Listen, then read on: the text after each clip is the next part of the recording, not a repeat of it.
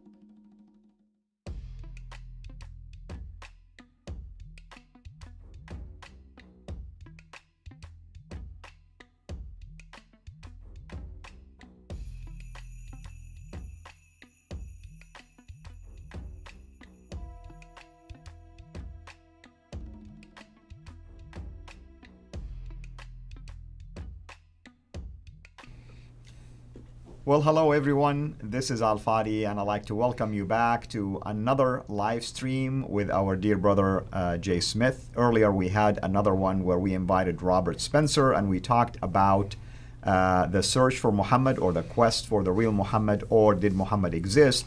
In today's live stream, we're going to end up doing the same thing. We are going to do two parts, part one and part two, because this is also going to be part of my radio podcast, Let Us Reason.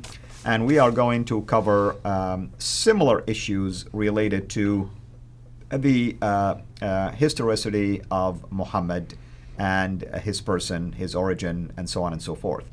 But before we do that, I'm going to start now our podcast, Let Us Reason. Hello, everyone. I'd like to welcome you to our podcast, Let Us Reason. We are doing a special podcast today. Because I am in our studios, I'm taking advantage of the fact that I'm doing a live stream on both YouTube at Sira International, that's our channel, and also my own personal Facebook page, alfadi.sira. So if you're listening to this on radio, you can always go back to this particular live stream, December 3rd, 2020, December 3rd, 2020, and you'll be able to watch the same thing, and it's going to be two parts, part one and part two. If you are, of course, listening to us on radio at Let Us Reason, then part two will be next week for you. But if you are here with us in studio right now or on the live stream, you will be watching both parts back to back. So after 24 to 25 minutes, I will pause, end part one, take about a minute intermission, and then we'll come back again and do part two. Please do not leave. And also, please, at the conclusion of the second part, stay with us for a few more minutes because we want to interact with you as well. Keep in mind, you can always send us comments and questions. We will look at those. And as time permits during the live stream, we will be able to interact with you. With me here again in studio is our dear brother, Jay Smith. Jay, why don't you unpack for people what we have covered so far, and by way of the videos that we've recorded? Today, well, we've done quite a bit. When you come here, well, yeah, Al-Fadi, you have put me to work, and that's been terrific. As you can see, all the books around me, we've been really unpacking where Muhammad is. Where is Waldo? I said Wally before. I really should have said where is Waldo, because Waldo is a character in the comic books you're looking for. Wally doesn't even exist. He's nothing more than another cartoon character that's up in space.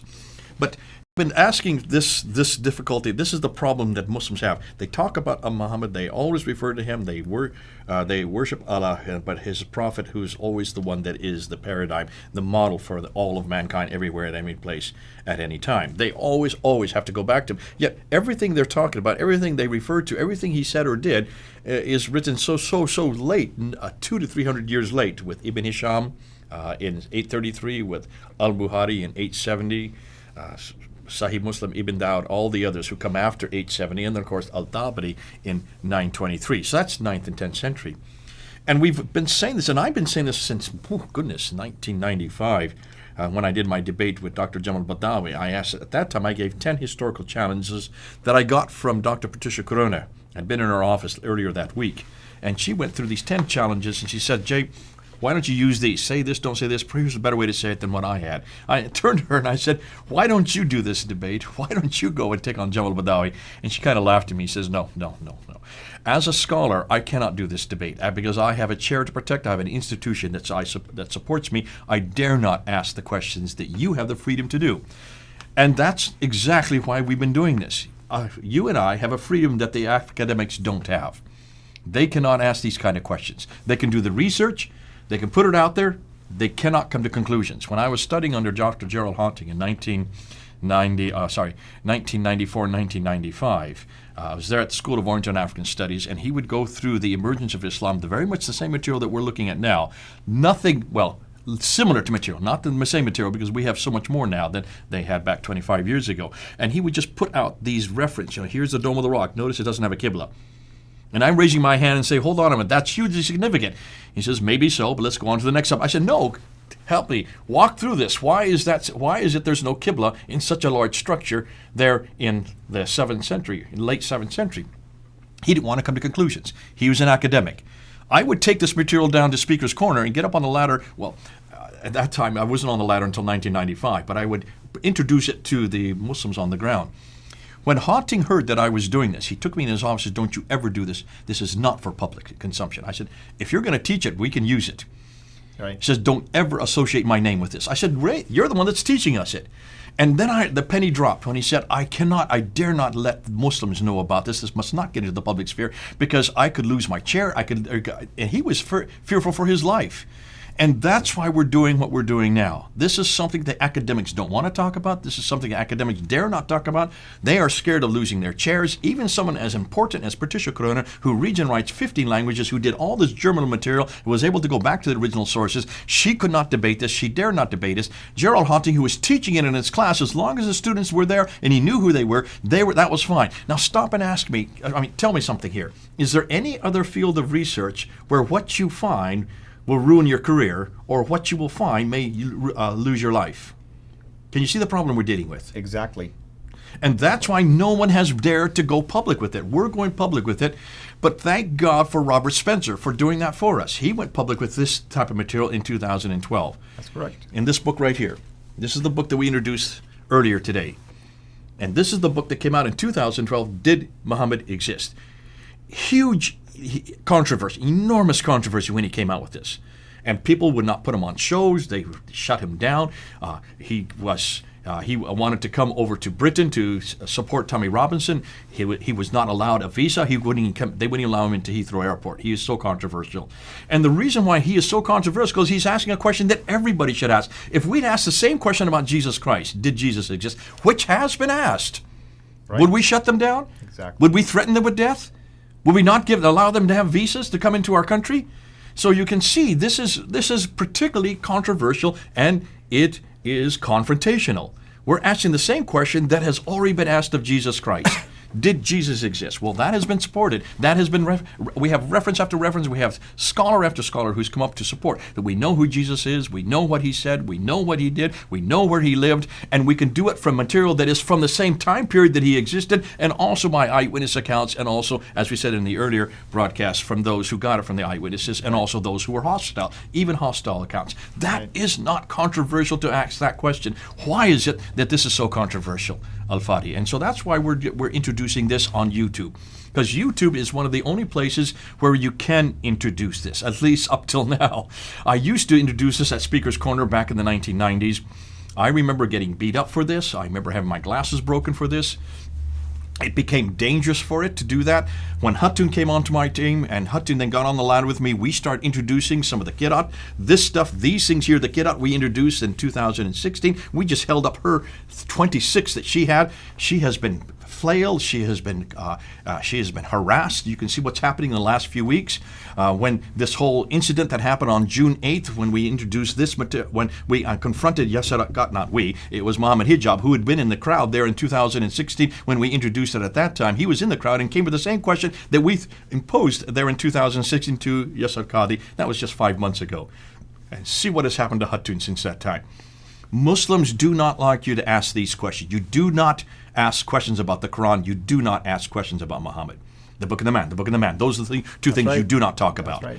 And yet we have been dared to do that. I remember in 2006 and 2007, there before the House of Parliament in Britain, there was this incitement to religious hatred law that the Muslims were introducing, saying that nobody can question the Prophet Muhammad, nobody can question the Quran. Those two things. In a Western country, they were arguing this in the House of Parliament. That went to the House of Lords. It came back to the House of Parliament 3 times. It went back and forth between the House of Parliament and the House of Lords. It finally came down to a vote, because by the 3rd time you have to come down to a vote. It was voted there in the House of Parliament, and it lost by 1 vote. By 1 vote. Whose vote was that? That was Tony Blair's vote, who was the Prime Minister at that time. When he saw what was happening, he stepped outside the hall so his vote would not count, knowing that they dare not let that go through, because if that had gone through, I would have been shipped out of the United Kingdom. I would have never been able to go back, because I dare to question both the Book and the Man. Those two things that would have been illegal. I would have either been put into prison for 7 years, or I would have been evicted from the country. Thank God that did not go through. But can you see what we're up against? This is what we're up against, and that's why we're asking this today, and that's why we're going to continue to ask this. You've got to confront the Book and the Man. You've got to confront the Quran, and you've got to confront Muhammad. In 2020 now, those two are being confronted in a huge way. And you can see what has happened on June 8th when Yasser Qadi could not answer the question about these Qiraat, these simple Qiraat. And then we had the debate. Now I had the debate just about 2 weeks ago with David Wood, where this question about Muhammad came up, and we finally decided to resurrect the same debate that he had 8 years ago with Robert Spencer on the same subject. We then reprised just 2 weeks ago, and again, over and over again, I kept on turning towards David Wood, and I said, "Where is this evidence you're looking at? Where is this evidence for this man named Muhammad?" He could not come up. After 2 hours, he could not give me one piece of evidence for Muhammad in the 7th century. In the 9th and 10th century, yes, but not in the 7th century. So that's why we're putting this together now. And we're trying to unpack it a little bit more than what I was given in the debate. The debate, I was only given 20 minutes to do that. You cannot do it in 20 minutes. As you can see, that's just one of these episodes that we've done today. Right. Is 20 right. minutes. Absolutely. And so what we're doing is we're asking the question that has been asked of Jesus Christ. There in the 1800s, you have Wellhausen asking this question and been asked of our Bible. There in the 1900s, by 1905, this idea of historical criticism, biblical criticism, redacted criticism, source criticism, literary criticism, textual criticism, all these criticisms that were applied to the Bible, it decimated the church in Europe by 1905, and the church has never recovered in Europe. We, therefore, the Christians, therefore decided, and we, in some ways, we were caught staring in the floodlights. We were looking at the car lights coming at us, and we were not prepared for these kind of questions. So we decided to do our homework, and we started scratching around, and we found the Nuzi tablets, the Mari tablets, the Amarna tablets, the Ebla tablets to support now the historicity for the Old Testament, for people like Abraham, and also for Moses. for as far as for Jesus, we had to go find and see out where the material was to support him. And that's why I said, as I said earlier, we looked at the historians from that time period. People like Josephus, people like Tacitus, people like Thallus and Phlegon. These are the historians that were writing about this man, Jesus Christ. So we now pretty much can know who Jesus was, what he said, where he went, what he did. All of this now we pretty much have at our fingertips. But we didn't back in 1905. Now that we have gone through this as Christians, we understand redacted criticism, source criticism probably better than anybody else. This really is our job, to take those same criticisms that were applied to Jesus Christ, those same criticisms that were applied to the Bible, and now put it on their book and their man. Right. We've passed all the tests with Jesus and our Bible, our book and our man. That's right. Now we're doing the same thing to Muhammad. Today, what we have been doing, these episodes, which are all going to go up now, they're all going to go up on your site and my site later on. All of these, we're asking this germinal question: what about the man? What about the religion? What about the emergence of Islam? What actually did happen? If we can't find anything to support this man Muhammad, if we can't find anything to support this place called Mecca, if we can't find anything to support these people called Muslims or this religion called Islam, if we can't find anything to support the book called the Quran in the 7th century, then what can we find and what are we looking at? And that's why we're looking at the coins. We looked at the rock inscriptions. We did a whole three segments on looking at Shadi Nasr and his material that's coming out on the 5 canonizations of the Quran. And then we looked and saw where these Qurans were coming from, these Qira'ats. Why is it that they're all from the north? Almost all of them out of the 30, 22 of them are from the north. 12 of them are from one city alone, Kufa. Why is Kufa? What's going on in Kufa? What's happening there in Iraq? And that's why we're now unpacking and showing, if you look and see what's going on, almost everything we know about Islam, about who Muhammad is, where Islam came, where Mecca existed, the earliest Mecca, that is all in the north. It is all too far north and it's too far distant. And it's all beginning to appear in the Abbasid period after 749. This is the narrative that they wanted to get out. This is the man that they wanted to push forward. This is the book that they wanted to give to the world. But it is not an Umayyad. Even the Quran, the Islam that we have today is not Umayyad. It is Abbasid. It comes after 749. And that's why you need to look at these episodes, because we're going to show you the sequence. We're going to show you how it progressed. We're going to show you the evolution. And we're also going to show you that we can find this with both the book and the man and the place and the event, even the God. We're going to show you all of this comes to fruition, not at the time of Abu Bakr, not at the time of Umar or Uthman or Ali. None. We can't even find their names. Right. Not at the time of even Abdul Malik, who is the one that introduces the name Muhammad, though it's not the man that we're looking for, and not even at the time of those who come after him, like Al-Walid, where the Quran start to appear.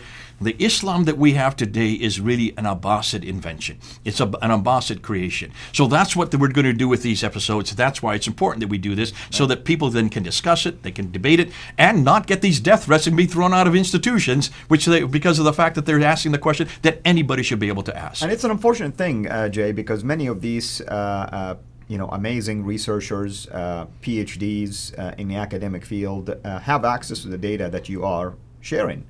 Yet sadly, either it's published in obscure ways and only certain people can have access to it. You and I are fortunate to be able to do so.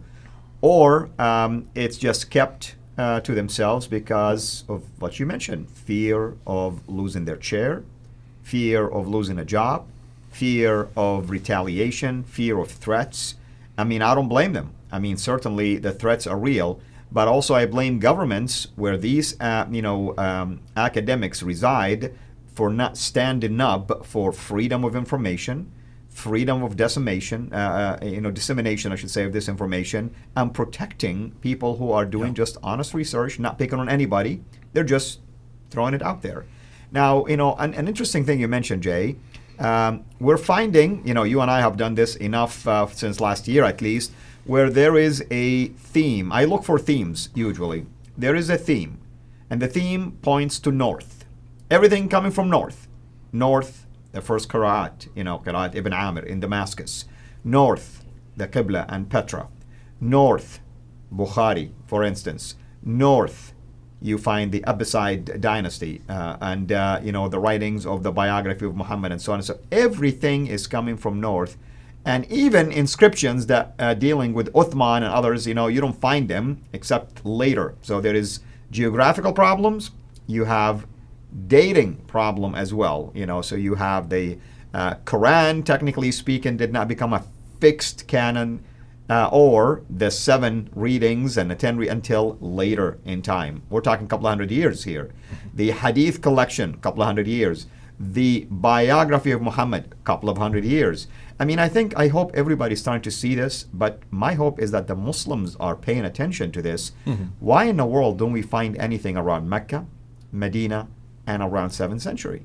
You and I have asked this question many times. Show us a single Quran, complete Quran, that dates back to 7th century. The answer is zero. Remember Gibson? Dan Gibson was asking this in 1979. He noticed as he was doing this, he was going to these different mosques. He was looking at Nabatean, Petra, and those places because he was doing it for writing a book on tourism there. And as he went to all these different mosques, he kept on coming across the Qibla walls. Many of them were in ruin, but you could always see where the Qibla wall is because it's the longest wall. And he noticed that they were all facing in the wrong direction. Well, Creswell and Fehravadi noticed this in 1905, and they wrote about it. And they thought that these were facing these 2 mosques in Wasit and Kufa, which are there in Iraq, and the one in Fustat, which is there in Egypt, were facing, the ones in Iraq and Kufa were facing straight west. The one in Fustat is facing for straight east. And they said, well, this looks like Jerusalem. Well, they didn't have GPS, they didn't have accelerator, they didn't have the satellite GPS systems that we have today, and so they thought that they had the right direction. They were also referring back to Jacob of Edessa, who writes in 705 that these Maghreb, they notice doesn't use the word Muslim, these Maghreb are facing the same place that we face, towards Jerusalem. He thought it was Jerusalem in 705. With Gibson, when he started using much more accurate GPS or these Aster satellites, which could get you within a few yards of efficiency, he noticed that every one of these mosques, and these mosques are found as far away as Guangzhou in China, as Sherman in Kerala in India. He was looking down in the Hadramaut area, he's looking up in Syria, he's looking up north, east, south, northwest. In every case, every one of these mosques are not facing Mecca at all. Right. And they're not facing Jerusalem either. That is incorrect. Once he looked and saw and got the accurate the directions for every one of these mosques, he saw that every mosque from the time of 630 all the way up to 706. 706 is the 8th century. Every one of them is facing Petra, Jordan, 100 miles away from Jerusalem, close enough so if you're hundreds of miles away, it looks like it could be Jerusalem until you use GPS coordination, until you use the Aster satellites. Now, what was fascinating, they still were not facing Mecca, because then another group of Qibla start to be introduced called the Between Qibla, and that's what the word Wasit means, in between. It's not till 727 that you get the first mosque facing Mecca. 727. According to the traditions, according to Surah 2 in the Quran, this Qibla was changed from Jerusalem down to Mecca around 624. 624, now we're looking at 722. We have no mosque for 100 years that's facing Mecca at all. Can you then understand why we started saying that this is significant? Because this is supporting what we've seen with not just the manuscript evidence, not just with the coins, not just with the rocks. We're finding that all this seems to suggest it's all further north. Because remember, Petra is 600 miles further north. So now you have the Qiblas, you also have the inscriptions on the rocks, you have the coins, you have all this artifact after artifact that is coming forward saying that everything we know about the Islam that the 9th and 10th century is talking about did not take place that far south and did not take place that early. It all happened in the north. Then it was redacted back later on to this place in the south. Why was it finally redacted back to Mecca and Medina? That's what we're now looking at. And this is exciting because we now know the reason why they had to choose Mecca and Medina and why all these traditions writing in the 9th and 10th century, where now the headquarters was Mecca and Medina, in the 9th and 10th century, they didn't look at their history when they were writing their material. Yeah. Ibn Hisham, Waqidi, and all of them did not look at their history. Okay, folks in the control room, I want you to lower down the comments. I want to point Sabri Sakit, whom I'm paying attention to his comments. He's acting like Muslims don't care about the changes of Qibla. They know why the Qiblas were not facing Mecca. Okay, what's the reason? This is the first time I have ever heard that Qibla was never facing Mecca. In fact, you are taught as a Muslim that Muhammad and his companions faced Jerusalem, and then the verse came down in 622, and now he is facing towards Mecca, and he did not liberate Mecca until almost 630 AD. I have no idea where these Muslims get these ideas from. Okay, well, Al-Bahari says, Yeah. and of course we do know that the Quran in Surah 2, Ayah 148, 149, 150 do talk about the change of the Qibla. That's right. To the, what does it say? Masjid al-Haram. To Right. the, what does Masjid al-Haram mean in Arabic? Well, I mean, Masjid al-Haram, meaning al-Haram, Masjid Forbidden. al-Haram. Technically speaking, that's the title that is used right now for But what does it the mean? Grand Mosque. What does Well, it mean? Unpack it. It's just basically a forbidding area for prayer. For prayer, for where you put your head down. That's right. For bowing down. So it's the forbidden place of prayer. So there's no Mecca there, right? That doesn't say You Mecca. can't find this description next to Mecca in the Quran. So or where is next to the Kaaba. What has Gibson found? Where has he found the Masjid al-Haram? He's found it in Petra. In Petra, yeah. This exists there. And interestingly, if you look at the Kaaba that's in Petra, it fits the tradition. Azrakita in the traditions refers to the dimensions of that Kaaba. It's exactly what you find in Petra. Go look at the Kaaba that's in Mecca. It's the wrong dimensions. Go look at the Safa and Marwa, the two hills that you're supposed to run back and forth with, that the traditions talk about. Take a look at what they are in Mecca. They're just two rocks. Those are not mountains. They're about 19, 20 feet high. They're just facsimiles of nothing more than rocks, which do exist in Petra. So if he's going to say that there was no Qibla at that far, then what is he going to do with his own traditions? Again, he's now confronting his own traditions, which I wish he would do. Continue to do that, Muslims. Confront your own traditions, because your traditions have it wrong. They've got the wrong man at the wrong place doing the wrong thing at the wrong time. They got the wrong book at the wrong place doing the wrong thing at the wrong time. They've got the wrong religion at the wrong place doing the wrong thing at the wrong time. Thank God we don't have this with Jesus Christ. And thank God we don't have this problem. We've got the right person doing the right thing at the right place. We know where he was born. We knew where he died. We know where he was resurrected. Our Lord Jesus Christ can be proved over and over again because we've done our homework and we didn't just sit there and make stupid comments like this guy is making here on the internet. You can get away with that. Listen, you can fool everybody some of the time and some people all the time, but you can't fool everybody all the time. That's and right. that's why we are introducing the historical evidence that's going to just destroy not only one book, we're going to destroy one man. And everything we're going to ask comes from the 7th century. And that's exactly what we are going to do in this live stream, of course, to give at least a hint about the things that we are recording. And we're approaching the end of our first part of Let Us Reason. Thank you again for those of you who have joined us. Of course, I want to remind you, as always, to subscribe to our YouTube channel, Sira International. That's C as in Charlie, if you haven't done so. And we also want to encourage you to become a Patreon patron. Give through that on a monthly basis if you like, or if you like to use other platforms like PayPal or even Venmo. In the next part, we are going to give you an update on the status of the Patreon campaign, and also we will talk a little bit more about that. Until we meet again next time, I'm speaking now to the Let Us Reason audience. Have a blessed day, and thank you so much for joining us. For the rest of you here on the live stream, please wait for at least 1 minute, and then we will resume again with part 2. Yep.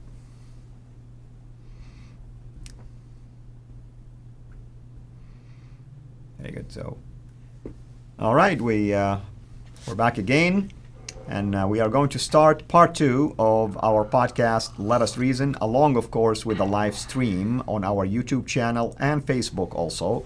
The YouTube channel is Sira International, and I believe it's also going live on yours right now. It's on Fender Films. Yeah, Fender Films. I was forced to put it on there. This is not my choosing. Yeah. They arm twisted me there into the studio room. I said, we you've got to put it we on. are showing off our technical abilities here. That's You why guys we're are doing very this. persuasive, Yeah. so I have no other choice. So there you can see it's on Fander Films. It'll also be on Fander UK. We're going to be introducing that. Probably we're going to uploading all our new material starting in January. Very good. Very good. And again, thank you for joining us here on Let Us Reason. This is part 2 of the same topic that we've talked about last time. Has to do with the historicity of Muhammad. I know this may come as a surprise to many people that we are even daring to talk about a topic like this, because you hear about something over and over again, and you buy into it. You just believe in it. But now people are starting to feel uncomfortable because the evidence that we are unpacking, that Jay is unpacking for us, actually say a completely different story. And that's why we want to do series on topics like this. So Jay, last time you told everyone about the many reasons why there are some problems and tension when it comes to the traditional view about Muhammad versus what we are unpacking right now. What else would you like to add to that, like by way of some evidence that we're talking about? Well, there are about 25 pieces of evidence that I introduced in the debate. If you want to go up on Fander Films, go up also on David Wood's site. He's got it up on his. I think over 100,000 people have watched the debate on his site, and I put it up on Fander Films. I don't know if I don't have near the number of subscribers that David Wood has. I think it's around it's upwards of 30,000. No, I'm sorry, it's about almost 20,000 on my site. So look at the debate and just unpack it there, because I went through all 20 of them real quickly, and then turned towards David and I said, listen, you can talk about principal embarrassment all you want, but the argument that he was not coming up with, and this is the argument I don't see Muslims coming up with, and that is the argument of silence. The difficulty for Muslims is they cannot deal with the argument of silence. They do not want it. In fact, they throw that out at me all the time. This is what Dr. Jamal Badawi threw at me back in 1995 when I debated him at Cambridge University. That's 25 years ago, and I debated him on this very material. And I said, I'm going to give you 10 challenges. That was 10 challenges back then. I want you to try to come up with one of them. He'd never heard him before. And he says, well, all you're talking about is silence. So who cares if we don't have anything written about this guy or this man or this place? We know it will come forward. It will come to the fore. I said, well, that's maybe so, but at that time I couldn't go beyond that. I couldn't really say any more. I couldn't push the envelope any longer than that because it was silent. Well, that's no longer the case in 2020. 25 years later, we are no longer arguing from silence. We're now arguing from evidence. We're looking for evidence and evidence after piece of evidence after piece of evidence. And it's this evidence that's on the ground, like the rock inscriptions. All the 30,000 rock inscriptions, we've now looked at it. And take a look and see what Lindstedt has found. When you looked at all the rock inscriptions, were all from the north. Notice, these rock inscriptions are not from Mecca, Medina. They're up in what we're just talking about, Petra. They're up much further north. They're written in Nabatean Aramaic. They're not written in Sabbaic like they should have been written. And these inscriptions prior to 690 say nothing about Muhammad, say nothing about Islam, say nothing about Muslims, say nothing about Mecca, and say nothing about the Quran. Absolutely nothing. Yet they should be replete because they're from the same area that Islam should have been writing these from. This is exactly the place and the time that Islam was coming into fruition. Because of the fact that they're not there, Lindstedt said, well, let's see what happens after 690. When he looked at the Iraq inscriptions, suddenly you start to see from 690 up until 710, you see Muhammad's name starting to appear. Well, that's not a surprise. That's also on the coins, is it not? We see that also on the Caliphal Protocols from Abdul Malik's on time, 692. We also see it also on the Dome of the Rock that's built in 691. So that's not surprising, that the name Muhammad. But is it a man named Muhammad, or is it just the praised one? Now, you know that in Arabic, Muhammad is the praised one. Am I correct? Right. That's the way to translate it, basically. That's the way to translate it. When you look at the 4 references in the Quran, you will see that it can be translated as the praised one in every case. And when it's on the coins, it looks like Bismillah al-Mathura. I'm sorry, La ilaha illallah Muhammadur Rasulullah. It looks like that he's referring to himself. He's referring to himself on the Dome of the Rock. Why? Because he is the anointed one. He sees himself, Abdul Malik sees himself as the anointed one. Did not also Muawiyah say the same thing on the coins earlier in 661? Not Muhammad. He didn't use that word there. He used al-Malik. So, Bismillah al-Malik. And that's why it's fascinating. I'm not Bismillah. Yeah, it is Bismillah al-Malik. In the name of Allah. And then the king. The king. I'm the one. He's aggrandizing himself. Every king does that. So did Abdul Malik do that, especially when he got attacked by Justinian II and he introduced that new coin with his sword on. He really pushed it to where it's going. So that's typical of what kings do.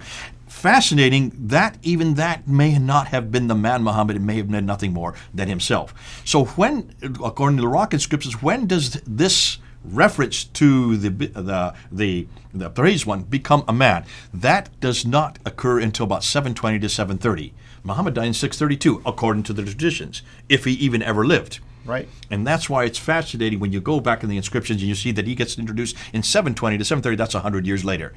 By that time, then, of course, they now are getting a narrative. They now have a man. And remember, the Arabs were looking for a man. They needed a man because the Jews and the Christian had their prophetic line. Because that religion was so important in those days. I mean, even the Byzantine Empire associated Christianity to itself, right? Mm-hmm. You know, the Zoroastrian religion was associated with the Persians. So every empire wanted to prove itself that it has its own religion and its own man and book. And that's what happened. And especially for the Arabs, because which Arabs are we talking about? These are Nabatean Arabs, and when you look at them, when they refer to themselves, they always refer to themselves either by Hagarines, which means Hagar, or Ishmaelites, which is Ishmael, the son of Hagar, or Maghreb, the people of Hagar. Again, in every case, they're tracing their lineage back to Abraham. They're Right. tracing their lineage back to Abraham through Ishmael. Their cousins are people like us, the Christians and Jews. We trace our lineage back, our biblical lineage back to Abraham through Isaac. Right. Yet we are the ones that have a prophetic line, because when you look at Genesis 17, it's very clear that you have Abraham asking this question about his son Ishmael. What about my son Ishmael? And verse 19 and 20, God Right. says, I will bless him. You'll have 12 sons. They'll be the ruler of 12 nations. But my covenant is with Isaac. My covenant is with Isaac. All the Maghreg, all the Hagarenes, and all the Ishmaelites knew that they do not have a prophetic line. Also, they don't have a scripture. They're the unscriptured people. Isn't that fascinating? Look at chapter 7, verse 157 of the Quran. That refers to it there. Look at 61, verse 7. That refers to it as well. And so that's why you can see that there's a real problem here for the Arabs in the 7th century. They don't have this prophetic line, and they don't have a scripture like their cousins, the Christians and Jews, do. And so you can see by the time Abdul Malik comes to power, this needs to be rectified. And that's why it's fascinating that it looks like at this time they're now introducing that character, that person, the prophetic line. But that doesn't really get formed until about 720, 730. So when do the manuscripts start to appear for the Quran? Not until after Abdul Malik, around Abdul al-Walid, because now you're even looking at the Sana'a manuscript, and you look and see there's a completely different layer underneath the palimpsest that you're looking at. Two Right. different layers, different references, and even different scripts between the two layers. So when you put it all together, whether or not you're looking at the documentary evidence, whether or not you're looking at the rock inscriptions, whether or not you're looking at the coins, whether or not you're looking also at the Qiblas, in every case we can see that there's an evolution of this need for an identity. The Arabs need an identity. So who do they choose first? Well, why don't you go back and look and see what was happening around 618 to 622? We haven't done that yet. That's coming up in an episode we're yet to do. Take a look and see who was the man that was there when Heraclius comes and destroys the Sassanians in 622. Isn't that interesting? Look at that date, 622. That's a pretty important date, isn't it? It is. And I want you to hold your thought on that. And You don't want me to continue on this because Yeah. I'm now giving stuff we haven't yet because gone I into. want it to be a teaser, but I want to first, John San, thank you for the super chat, and this is really a good segue to the importance of what you're hearing, folks. This is one of the many reasons why I bring qualified people like Dr. Jay Smith and others, David Wood, Anthony Rogers, Sam Shamoun, Robert Spencer, who was with us here, Joel Richardson, a number of people basically that we bring. The idea here for us is technically to have qualified people who can talk about subject matters that are very important to our ministry and their ministry, and in this case reaching Muslims for Christ, and in my case reaching Muslims and Saudis and Gulf Arabs for Christ. And of course, when you talk about Muhammad, you think of Mecca, Medina, the Arabian Peninsula, you think of the Quran being from there, you think of the Qibla facing Mecca. And this is why these topics are extremely powerful and groundbreaking. But we couldn't do it without your partnership, folks. And that leads me into our Patreon campaign. About a month ago, we launched a Patreon campaign, and our goal was to raise about 100 partners. I call them partners. I mean, it's not about the money, it's about partners to pray for us, to labor with us, to share our material, and if they want to give also as little as $1 or as much as they feel led to do. So it's not just about a specific amount, it's about many people joining arms with us. So far, I think we have raised close to 40 partners, and I think we're short for about 60 to 62, if my memory serves me right. And of course, I'm not the only one that I can benefit also from Patreon and patrons. Jay, why don't you speak into the importance of that, because it does assist us in raising some funding that can help us to produce these kind of programs, bring qualified people like you, and do the things that we like to do. Yeah, both of us are what we call faith-supported people. You are faith-supported, I'm faith-supported. We don't have salaries like other people. We don't have a job where we become a part of an organization that pays us a salary. We have to raise our own support. I've been doing it for almost 40 years. You've been doing it less time than that. So therefore, we are dependent on people's largesse, on their generosity. and they're a tithe. And it really is the 10% tithe that people are asked. It can go to your church or it can come to us. Others people can actually use Patreon, because Patreon is a quick way to do that where you don't have to worry about, you can be anonymous and you can give money. It's right there on your site. You can see the Patreon button. Push the Patreon button and you can give as much money as you want. You can be something that's monthly or it can be one-offs accounts. I've got the same thing on my account. So do others who are doing this kind of job. And this is a difficulty that a lot of people that I have, because we don't like to go around asking for money, but unless we do have this kind of support, we can't continue to do this kind of work. This kind of work does take time. It takes effort. It takes also equipment. We have to do an awful lot of traveling. We have to also then teach people it. And this is one of the great things about YouTube. We can teach people through YouTube.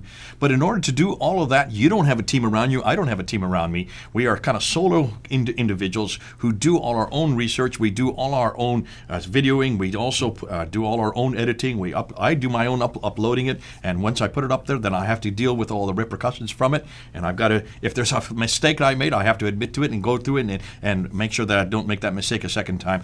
That takes time. That takes energy. That takes an enormous amount of well, it just wipes you out after a while, and that's why you need to make sure that other people are with you. And one of the great things I think about Patreon is that they are people who are actually putting money where their mouth is. They want to support us. They want to continue to make sure that we come out with these kind of quality videos. These videos are unique, and we're the only ones that are doing this. I don't know of any other people who are doing this kind of level of videos. People like yourself, myself, Hatun Tash is doing it.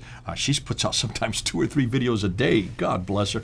She only sleeps 4 nights a week. So she has an awful lot of time. She doesn't have any husband that she has to worry about. And she tells me over again, I have a lot more time than you have because you have a family to support. Now, on top of that, you have people like David Wood, who is doing this as well. Sam Shamoun's doing this. Right. We have Colin, who is part of Islam Critique. We have Mel from Sneakers Corner. In fact, I noticed that Mel's on. He's putting some comments out there. We have Joe from Wikinoia. Yeah. Wikinoa, those are guys that are on my team. These are guys that are feeding me the material. These are the experts. They also need to have support. So go onto their YouTube site. Go on Joe's Wikinoa sites. Go onto Mel, Sneakers Corner, and give them the support, because they have to also eat every day like the rest of us. Exactly. They don't have teams around them that and are salaried like we are. And that's why it's important that you recognize this is going on. Tony Costa out of Canada, he needs it. We also, I'm trying to think of some others off the top of my head. We have Beth Peltola, who's also on, what's her... The One Truth Project. She is the one that's also needs an awful lot of support. An awful lot of people need to be supported. And I see there's Mel has just said hello, Jay and Al-Fadi. Hello there, Mel. Hello, Glad Mel. to see you on board. Hopefully we can have Mel with us at some point here. We would love to have him. Mel needs to come here. You need to listen to this. Guy is smart. Absolutely. Mel from Sneakers Corner. He used to come into the crowd there at Speakers Corner many years ago when I was there with Hatun, and he would always be at the bottom, and we would get to know him. So I've got to know him, and the guy's got a mind, but he's also able to communicate, and he's one of the few ones. It was one of the few ones that I know, Mel, is the few ones that actually can take what he's learning and put it into a soundbite and actually make sense of it. He doesn't get excited like me. He's much more even-keeled. He's very much more European and laid back. But what a mind he has got. And what I love of what he has done is he's actually put together this team of Sneakers Corner. He's got a guy from India named Bala. He's got a guy from the Middle East named Murad. He's got Joe on board now. Now he's getting together with Odin Lafontaine out of France. These guys, and there's another lady that from down in the southern hemisphere that I haven't met her yet, but I understand that she's come up with some brand new material, and we're going to be moving into some brand new material. And I'm just going to put this up as a precursor. We're going to be looking at Edom, and we're looking at that whole narrative. That's a whole new narrative that we have not yet introduced. This is wait till you hear what people like Joe have found. And then I see Shamoun. Sam Shamoun's on also here. Sam, thank you for joining, brother. Please announce if you're doing any live stream right now, folks. Sam, if you don't know anything about his channel, I encourage you to go to his channel. It's Shamonian. I was discipled by Sam into apologetics, and I have to tell you, it's an amazing blessing for me and for those who are going through the knowledge that the Lord has blessed us through Sam. So I encourage you, of course, to do so. Brother, people don't know the challenges that we face in social media. I mean, YouTube, for instance, is on us in every corner. Facebook blocked me a couple of times, blocked Sam. blocked David. David ended up leaving Facebook altogether, and they gave him a strike recently for something that, was, truth, actually. He was sharing about persecution. So it's just amazing the kind of challenges we go through, and yet this is our bread and butter. That's where we deliver our material. That's what we do for a living. We're full-time missionaries. Now, let me just tell you something that just happened in the last few weeks to Hatun. Hatun to Hashem. After this debate that I had with David Wood, Hatun was not convinced. She watched and stayed up all night watching it. She saw it at 3 o'clock in the morning, and so she texted me right after the debate, Jay, that was a great debate, but I'm still not convinced. Come on to my show on Tuesday. The debate was on Saturday. Come on to my show on Tuesday, DCCI, Defending Christ, Critiquing Islam. That's what it stands for. And convince me. So I did. I went on her show, and we did a live stream, and I had an hour where I went through a lot of this material with her. Boom, boom, boom, boom, boom, boom, boom, boom. That went live stream, which means it went up onto her DCCI channel on YouTube immediately.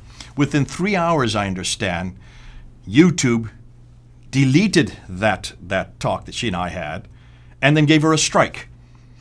Fortunately, I had recorded it on my computer as well, so I had a copy of it, and I put it up on my site. You can go up and see it. And that was just done a few weeks ago. Now, stop and think. Hold on a minute. We're talking about a debate that happened on 3 or 4 days earlier, and we're unpacking it. There's nothing hateful about what we said. There was no Islamophobic material that was there. We're talking about historical accuracy. We're looking at basically whether or not who had the better arguments. In the material that I was putting forth, I said nothing about the embarrassing material that David was referring to. I was talking about the historical critique. How is it that is something that had to be struck off? Why does that have to be deleted? Now, just let me tell you what just happened just 2 days ago. Hatun says, Jay, that meltdown that Yasser Qadhi had last week on Thursday, where he really attacked David Wood, and he really attacked you, and he really attacked Dan Brubaker. And I said, yes, we all know about it. We've all been putting videos up. David put a video up. I put a video up within 2 hours because I watched it live. Also, Dan Brubaker has put up a video as a precursor to the one he's going to put up. She said, well, 2 of those videos I put up there, Yasser Qadhi complained about it, saying that these are copyrighted, and now they have been deleted and I've been given a strike, another strike. And, I'm sitting there wondering, why is it the Muslims never get these strikes? And all we're doing is referring to things that he said.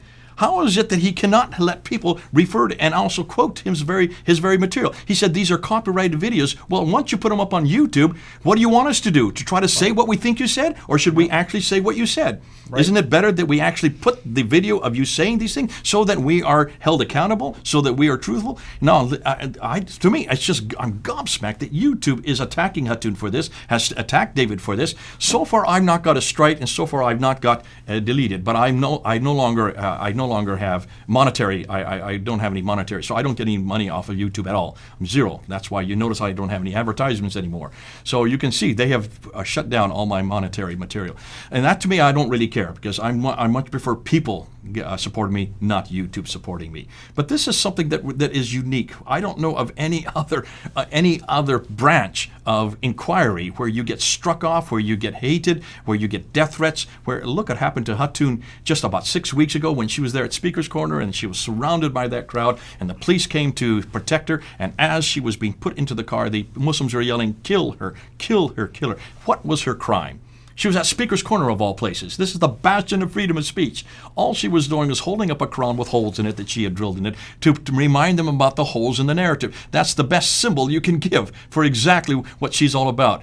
And this has been hard for her because she's now had to leave her home. She's now homeless. She's having to go from home to home to home because she cannot find a place that will protect her, and the police won't even protect her anymore in Britain. Right. This is the kind of things we have to live with. These are the kind of things we have to live under. This is the kind of situation that has become reality for those of us who are confronting Islam head on. Yeah.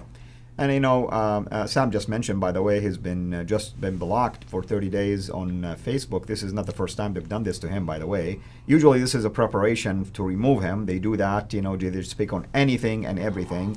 And he mentioned also shadow banning. I mean, that's one of the tactics they can use to try to steal away from your views, basically.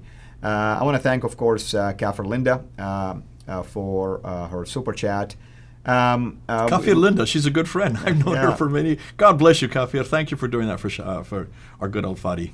Thank you. Yes, and it looks like we just had 2 new patrons. Thank you so much. We appreciate any member, of course, joining us. And really, it's because of reasons like Jay mentioned. And, you know, folks, I have to even revert to hiring a legal person, an attorney, to go after a silly issue where someone just stole the identity of my channel, and yet nothing was done about it.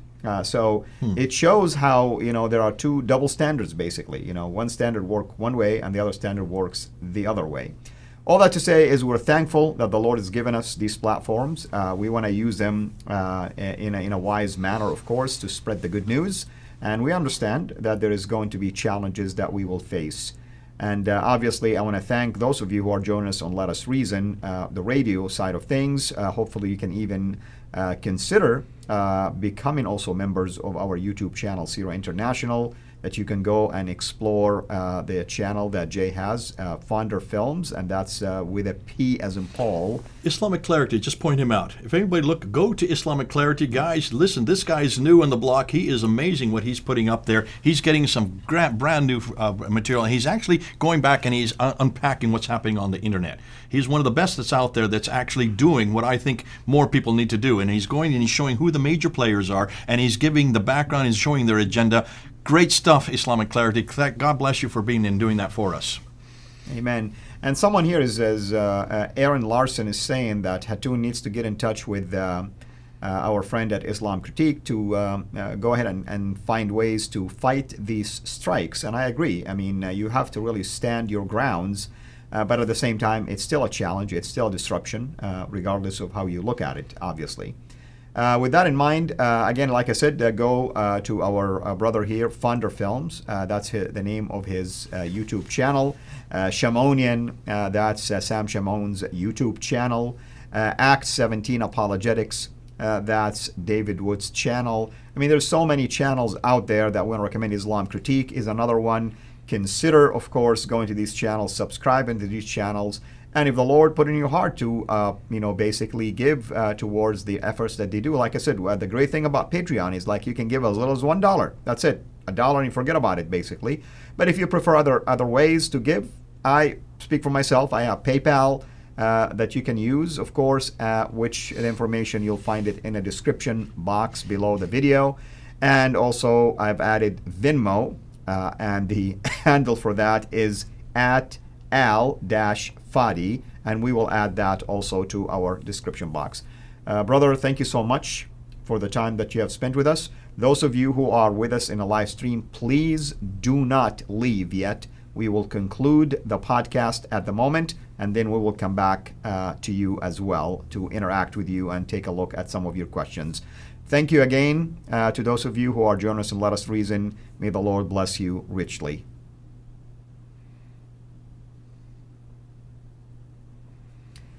All right, well, we're back now into the live stream, and I saw, I think, another super chat. Thank you so much. I can't remember the name now.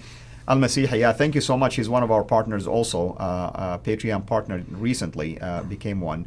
I think I am seeing Sister of Christ, Daughter of Christ. I said Sister of Christ. Daughter of Christ. I'm not so sure really if this is the same Daughter of Christ that I had on my show. If it is, she's saying that she does have information about the Edomite or Edom, Edomites. You need to go to Joe. I can't. Yeah. I'm not able to say something because I haven't really gone through all the material with Joe yet. Joe is now throwing this stuff on me. This guy has been working for years on it. I'm just now getting it for the first time. Joe, you're on there. I can see you. Joe Wicked Noah. Please go to his site. Also, Mel has brought Joe on board. Mel is working on this. Mel is Mel Sneakers Corner. And Joe. Joe Wicked Noah. Wicked Noah? Okay. Wikinoah, just like his name is. If you can see if you could go up to one of the comments there, you can just show it there. Joe, are you still there? Hello, just write something so we can see your comment. Then we can see your name and continue. There it is, joewikinoah.org. See it there? That's Joe. And Joe, this guy must have an eidetic memory. I don't know any way to describe it. I don't think he forgets anything that he has read. Amazing mind. Great. Same with Mel. Mel is the one that actually is the communicator for that group. And he's the one that's kind of the heading up the whole Sneakers Corner group, which includes Joe, which includes Murad, and which includes Bala. That's great.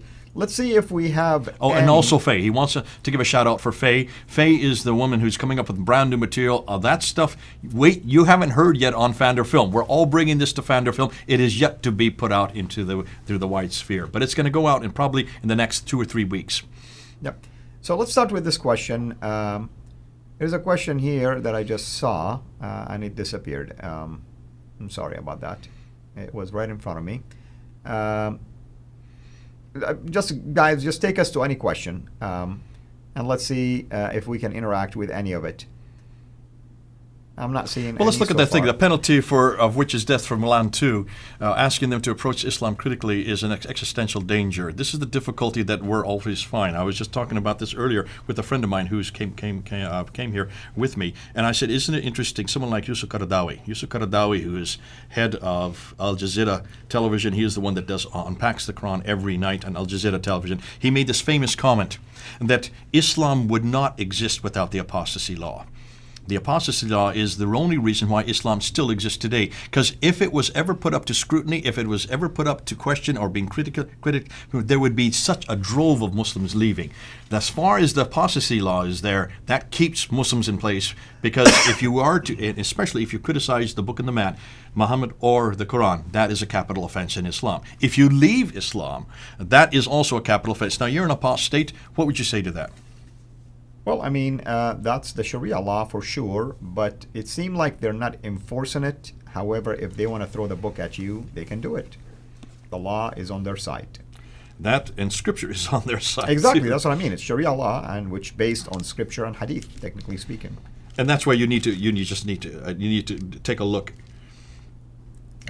When you're basically, you are not believers seeking an imperishable good. When you look and see what it says in the Quran, when you look and see what it says in all 4 schools of law, every one of the 4 schools of law, the Hanbali, the Hanafi, Shafi, and the Maliki school, all stipulate that if you leave Islam, it is pain of death. The only difference between the 4 schools is when you're killed.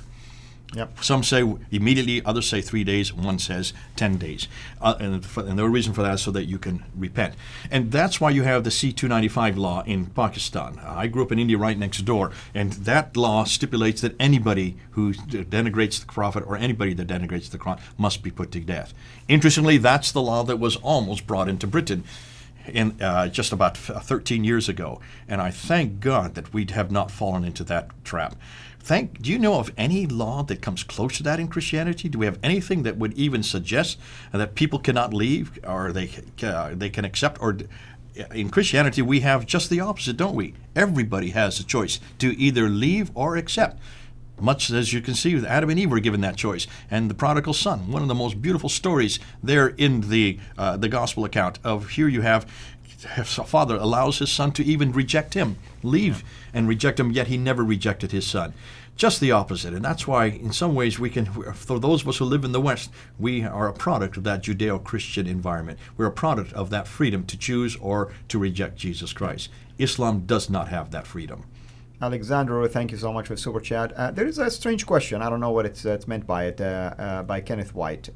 Jay, how can you speak for 1.8 billion Muslims? I'm not really so sure what that means. Okay, Ken, I'm not speaking for them. As you can see, of course I don't speak for 1.8 billion. Yeah. I'm speaking actually helping them to understand that everything that all of the 1.8 billion have not looked at is based on a fraud. It's all based on. So I'm not speaking for them at all. I'm saying, have you noticed that everything you've trusted in your book, everything you've trusted in your man, is no longer now viable historically? The topic of Muhammad, as you know, is just explosive usually, and sometimes it's even bridge burner. It can shatter a conversation. But there's a question by Air Church saying, in terms of apologetic strategies, should we tell Muslims Muhammad didn't exist or expose Muhammad from the Islamic sources? Which strategy is more effective, exposing him or stating that he never existed? Okay, now this is a question that really came up in that debate with David and I. And if you look at the discussion that happened after the debate, this is the one that was bandied back and forth. It's a good question. Let's do it at unpacking right now. Of course, you don't go up to someone and say Muhammad didn't exist. That'd be stupid. You're going to ruin the conversation. They're going to walk away and say this guy's a Looney Tunes. That's not how you approach it. So no one would do that. At the same token, you don't go up to somebody and say, "Well, look what a pervert your prophet is. Look what he did with look what he did with this little girl named Aisha, who was 7 years old, married her, and then consummated with you 9." You're going to ruin the conversation. So you wouldn't do that on the get-go. What you do is you need to ask, what is it that's probably the more devastating for apologetics and polemics. Now remember, this is really polemics we're talking about, not apologetics. Apologetics is defending our faith. Polemics is going on the offense against the other.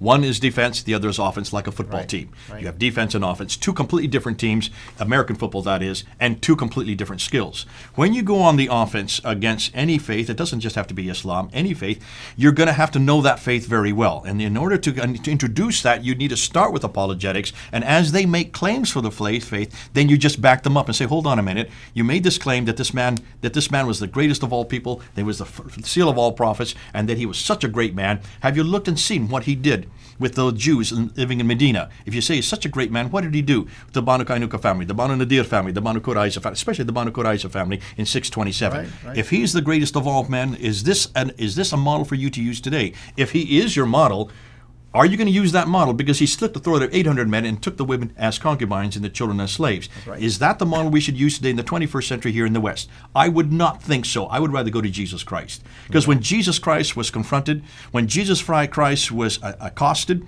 how did he respond? Even when the disciples tried to defend him in the Garden of Gethsemane, he told Peter to put away his sword, for he who lives by the sword dies by the sword. Isn't that a better model today? Isn't that a better paradigm today? Absolutely. In fact, I say about this all the time for Muslims. If you want to find the best paradigm for everyone, everywhere, at any time, it's Jesus Christ. Because he is the man of peace, not Muhammad. So this idea of using and confronting him historically is probably the next step. And here's one thing that we need to be careful of. Right now, there is an awful lot, as we've just been saying, an awful lot of censorship against people who confront Muhammad and the Quran. We're seeing it on YouTube, we're seeing it on Facebook, and a lot of this is because they think that we are hate preachers or we are Islamophobes. Those are the two words that are used against us all the time. If you start confronting Muhammad with an awful lot of embarrassing stories about his, even if they are from the tradition, and you're quoting the traditions, it almost borders hate speech in their sight, in their mind. And this is what I've learned. Because listen, I did this. What David's doing, what Sam's doing, I did this all the time. All from the ladder. In the 1990s, I did this. In the early 2000s, I did this. It was only in 1995 that I saw another much better material, and that was the historical critique. And I saw that because I was sitting under Dr. Gerald Haunting, who taught it to me. The historical critique, however, is completely neutral. It is not hate speech. I remember when the last day when I left the Speaker's Corner in 2017, my last day that was there, a atheist came up to me as the last person that came up to me. He was in tears. He said, "Jay, why are you leaving?" I said, "What do you mean, why am I leaving? You're an atheist. What do you care about what I have to say?" He says, "Because you're the first Christian we met that is actually speaking our language." I said, "Help me, excuse me, I'm speaking your language?" He says, "Yes. We've heard Christian after Christian come up and get on the ladder and come down here to Speaker's Corner who just talks about their testimony." And he says, "We don't care diddly squat about your testimonies because that's not our experience. But you're not doing that. You're actually answering the question we're asking. And we're only asking a question that only takes 3 words. Is it true?" That's right. The question we're asking. Is it true? And you're using language that we understand, because you're not just saying, "Is it true for me?" You're saying, is it true for you? Is it true for anybody sitting in this room? And in order to answer that question, you're going back to the historical critique, and you're saying, did this man exist at that place, doing those things at that time in that place? You're doing that with Jesus Christ, but you're taking those same questions and you're applying them to Muhammad. Muhammad is a historical character. Did he exist in Mecca in the 7th century doing those things at that time? You're asking the exact same question that have been asked of Jesus, you're asking of Muhammad. But more than that, this kind of material I can use, he said. I can use. And I kind of looked at him and I said, please don't. Please don't. This is not for you to use. I'm glad you like it. I'm glad you feel that this is something that we're finally speaking your language. But see, you just want to destroy these Muslims' faith. You just want to shut them down so they don't know anything. But what do you have to offer them? What do you have? What antidote? What alternative? What answer are you going to give them? What are you going to replace their faith in God with? Atheism?